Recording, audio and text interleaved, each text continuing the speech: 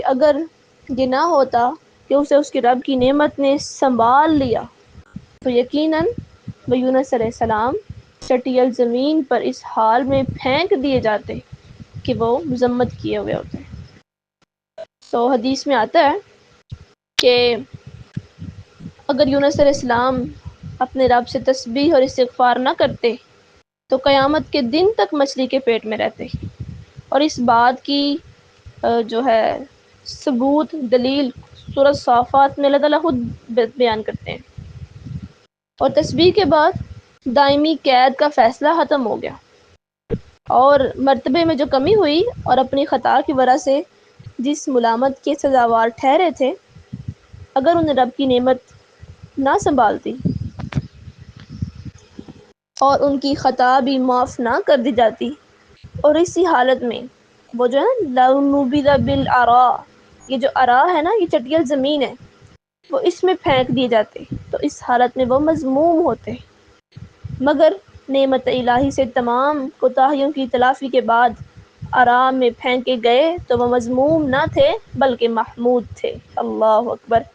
اس کا مطلب کیا ہے کہ اگر ہم گناہ کر لیں اور اپنے رب کی نافرمانی کر لیں تو ہمیں ہمارا رب معاف کر دیتے ہیں اور وہ کہتے ہیں کہ میرے بندو مجھ سے نا امید نہ ہو کہ میں تمہیں معاف نہیں کروں گا. اور اللہ تعالیٰ نے قسم کھا کر اگر ہم اللہ تعالیٰ کی صفات کو پڑھیں نا جو ان کے اسماء الحسنی ہیں ان کے اندر رب کے بڑے پیارے نام ہیں، الرحمن الرحیم. پھر کبھی انشاءاللہ اس موضوع پہ بات کریں گے. اللہ تعالیٰ نے آسمان پر لکھ دیا ہے، لوح محفوظ ایک کتاب ہے، اس کے اندر بھی لکھا ہوا ہے کہ واسع کل شیء رحمہ، میری جو رحمت ہے وہ ہر چیز پر وسیع ہے. یعنی کہ یہ تو ایک آیت سنائی ہے نا میں نے آپ کو، لیکن اس کے اندر عربی کے اندر لکھا ہوا ہے کہ میرا جو غصہ ہے وہ میری رحم سے زیادہ نہیں ہے، میری رحمت ہمیشہ میرے غصے پہ غالب رہے گی. اور یہ اللہ تعالیٰ نے قسماً کہا تھا. تو ہم انسان اپنے رب سے معافی مانگے تو ہمیں معافی مل جائے گی. وہ ایک فاحشہ تھی نا، ایک گناہ گار لڑکی تھی، عورت تھی کہ زنا کیا کرتی تھی، بے حیائی بدکاری کرتی تھی.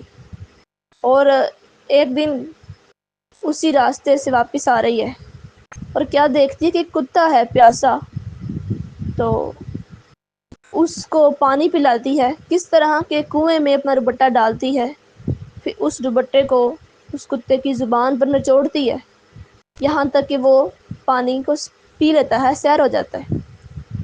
تو حدیث کے الفاظ ہیں یا روایات میں ہیں کہ اللہ کہتے ہیں کہ جا، میں نے تجھے معاف کیا کہ تو نے میری مخلوق کا خیال رکھا، میں نے تیرے سارے گناہ معاف کر دیے. تو ہم کیوں اپنے اس رحیم رب کی رحمت سے نا امید ہوتے ہیں؟ اللہ تعالیٰ ہمیں نیک بنائے اور اپنے رب کا توکل کرنے والا بنائے. آگے اللہ کہتے ہیں فاجتباہ ربہ، پھر اس کے رب نے اس کو چن لیا، فجعلہ من الصالحین، اور اسے نیکوکاروں میں شامل کر دیا. چنے ہوئے تو وہ پہلے بھی تھے، اب ان کا مرتبہ اور بڑھا دیا اور انہیں اعلیٰ درجے کے نیک اور صالح بندوں میں داخل کر دیا. عبداللہ بن عباس رضی اللہ عنہ سے روایت ہے کہ رسول اللہ صلی اللہ علیہ وسلم نے فرمایا ما ينبغي لعبد، بخاری شریف کے الفاظ ہیں 3413، یہ آپ دے سکتے ہیں، اس کا نمبر ہے بخاری شریف کا. ما ينبغي لعبد، کسی بندے کو لائق نہیں کہ ان یقول، کہ وہ کہے کہ انی خیر من یونس بن متی، کہ میں یونس بن متی سے بہتر ہوں. کیوں؟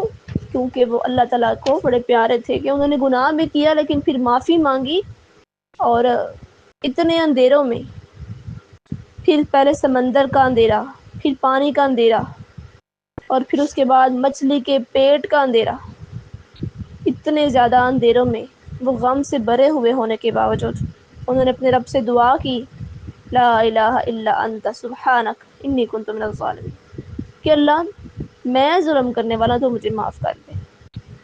اور جب ہم اپنے رب کی تسبیح کرتے ہیں تو اللہ تعالیٰ ہمیں معاف کر دیتے ہیں۔ پھر آگے اللہ تعالیٰ کہتے ہیں آیت نمبر 51 میں وَإِن يَكَادُ الَّذِينَ كَفَرُوا، اور وہ لوگ جنہوں نے کفر کیا یقیناً قریب ہے کہ لَيُزْلِقُونَكَ بِأَبْصَارِهِمْ لَمَّا سَمِعُوا الذِّكْرَ وَيَقُولُونَ إِنَّهُ لَمَجْنُونٌ، کہ لَيُزْلِقُونَكَ بِأَبْصَارِهِمْ، تجھے اپنی نظروں سے گور گور کر ضرور دیکھیں گے، پھسلانے کی کوشش کریں گے۔ لما سمعوا الذکر، جب وہ ذکر کو سنتے ہیں اور پھر کیا کہتے ہیں وَيَقُولُونَ إِنَّهُ لَمَجْنُونٌ، کہ یہ محمد تو نعوذ باللہ دیوانہ ہے۔ اب اس آیت میں لَيُزْلِقُونَ پر لام آ رہا ہے۔ رسول اللہ صلی اللہ علیہ وسلم جب کفار کو اللہ تعالیٰ کی آیات سناتے اور بت پرستی کی مذمت کرتے تو وہ سخت غصے میں آ کر آپ کو قہر آلود نظروں سے گور گور کر دیکھتے اور آپ کو دیوانہ قرار دیتے تھے۔ اللہ تعالیٰ سورۃ حج میں اس بات کو بیان کرتے ہیں کہ قریب ہے کہ وہ ہماری آیات پڑھنے والوں پر ہی حملہ کر دیں۔ تو یہ جو لَيُزْلِقُونَ کا ہے نا، یہ ازلا کا یزلکو یہ گرامر ہے، اس کا مطلب ہے پھسلانا، اس کا معنی ہلاک کرنا بھی آتا ہے، کیونکہ پھسل کر گرنے سے آدمی ہلاک بھی ہو جاتا ہے۔ مطلب یہ ہے کہ کافی لوگ جب ذکر سنتے ہیں تو اب آپ کو اتنے غصے اور اتنی تیز نظروں سے گور گور کر دیکھتے ہیں جیسے آپ کو آپ کے موقف ہی سے پھسلا دیں گے، اور دوسرا معنی یہ ہے کہ جیسے آپ کو ہلاک ہی کر دیں گے۔ یہ اسی طرح ہے جس طرح کہا جاتا ہے کہ فلاں شخص نے مجھے ایسی نظروں سے دیکھا جیسے مجھے کھائے جائے گا۔ تو بعض مفسرین نے لکھا ہے کہ بعض قبیلے ایسے تھے کہ جن کی نظر بہت جلد لگ جاتی تھی، اس لیے وہ آپ کو بری نظر سے دیکھتے تھے تاکہ آپ کو نظر لگ جائے اور آپ اپنے کام سے پیچھے ہٹ جائیں۔ اگرچہ نظر کا حق ہونا صحیح احادیث سے ثابت ہے، لیکن یہاں اس تفسیر کا موقع نہیں ہے، کیونکہ اگر کوئی کسی چیز کو اچھا سمجھ کر دیکھے گا تو نظر لگا کرتی ہے، غصے کی نظر سے نہیں۔ دوسری وجہ یہ ہے کہ آیت میں ان کے دیکھنے کو لما سمعوا ذکر سے مقید کر دیا گیا ہے، یعنی جب وہ ذکر کو سنتے ہیں، قرآن کو سنتے ہیں، تو اس وقت آپ کو ایسی نظروں سے دیکھتے ہیں، تو ایسے غصے کے وقت نظر لگانے کا سوال ہی پیدا نہیں ہوتا، اور وہ روایتیں بھی مضبوط نہیں ہیں کہ جن میں یہ بات کہی جاتی ہے۔ پھر آگے اللہ تعالیٰ آیت نمبر 52 میں کہتے ہیں وَمَا هُوَ إِلَّا ذِكْرٌ لِلْعَالَمِينَ، کہ وہ حالانکہ وہ تمام جہانوں کے لیے نصیحت ہے اور اس کے علاوہ وہ کچھ بھی نہیں ہے۔ جس قرآن کو وہ سنتے ہیں اور پھر اللہ کے نبی کو دیوانہ کہتے ہیں، اللہ کہتے ہیں وہ تمام جہانوں والوں کے لیے نصیحت ہے اگر اس سے لوگ نصیحت حاصل کریں۔ یعنی قرآن پاک کی آیات میں تو وہ نصیحتیں ہیں جن کے اثر سے ایک یا دو نہیں بلکہ بے شمار جہان راہ راست پر آنے والے ہیں۔ ایسی نصیحت کے سنانے والے کو جو دیوانہ بتاتا ہے وہ خود دیوانہ ہے اور وہ راہ سے ہٹا ہوا ہے۔ قرآن پاک کے بارے میں آتا ہے کہ اگر ہم اس کو پڑھتے ہیں نا تو یہ ہم سے بات بھی کرتا ہے، کہ ہمارا ماضی، ہمارا حال، ہمارا مستقبل بھی بتاتا ہے، لیکن اس کے لیے ہمیں بصیرت چاہیے۔ ایک ہوتی ہے بصارت، ظاہری آنکھیں، ایک ہوتی ہے بصیرت، دل کی آنکھیں۔ اور قرآن کو لینے کے لیے، سمجھنے کے لیے، پڑھنے کے لیے، شعور حاصل کرنے کے لیے اور اس کو اپنے اندر اتارنے کے لیے، اس کی گہرائیوں میں اترنے کے لیے اس کو دل سے پڑھنا پڑتا ہے۔ اللہ تعالیٰ ہمیں قرآن کی محبت عطا کرے، ایسی کہ جیسی صحابہ کرام اور اللہ کے نبی کو تھی۔ آمین ثم آمین۔ سبحانک اللہم و بحمدک، نشہد ان لا الہ الا انت، نستغفرک و نتوب الیک۔ سبحان ربک رب العزة عما یصفون، وسلام علی المرسلین، والحمد للہ رب العالمین۔ السلام علیکم ورحمۃ اللہ وبرکاتہ۔